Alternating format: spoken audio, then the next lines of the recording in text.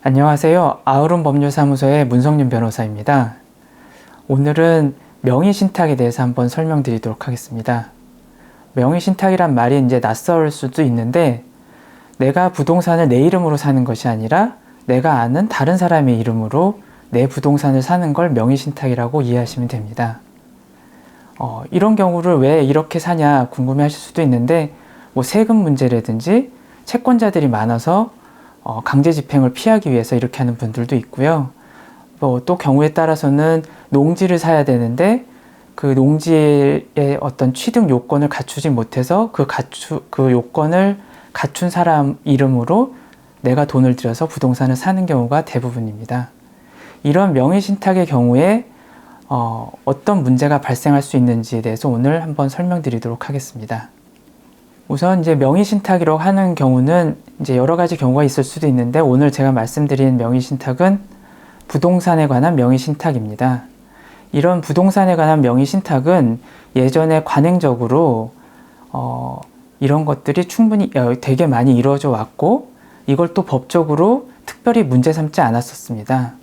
그런데 이제 부동산 실명법이라는 법률이 생기면서부터 이제 명의신탁은 법적으로 해서는 안 되는 불법 행위이자 어떤 범죄 행위로 규율을 받고 있습니다.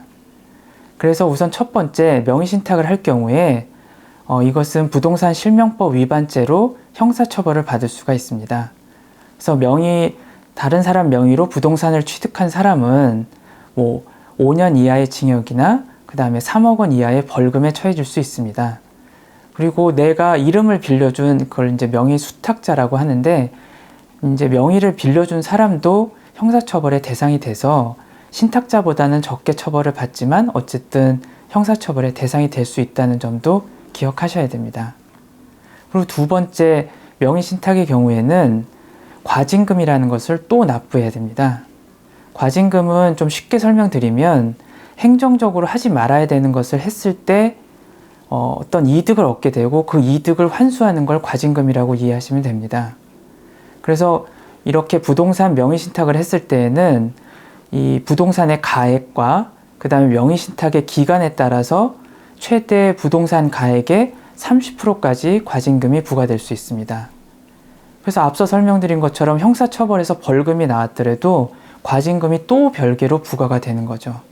그러니까 상당히 많은 경제적으로 손실이 생길 수 있다는 점을 꼭 기억해 주셨으면 좋겠습니다. 마지막으로 제가 말씀드리고 싶은 내용은, 수탁자, 즉 명의를 빌려준 사람이죠.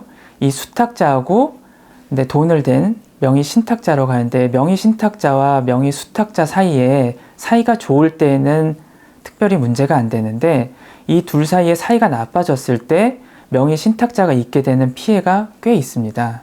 대표적인 예로 명의수탁자는 부동산이 내 이름으로 되어 있으니까 이것을 그냥 어디다 근저당을 설정한다든지 아니면 다른 사람한테 팔아버리는 경우도 있습니다. 이것을 예전에는 횡령죄로 처벌을 했었는데, 이제는 대법원에서도 이런 경우에 횡령죄로 처벌을 하지 않기 때문에 신탁자 입장에서는 부동산을 빼앗길 수 있는 위험에 처할 수 있는 거죠.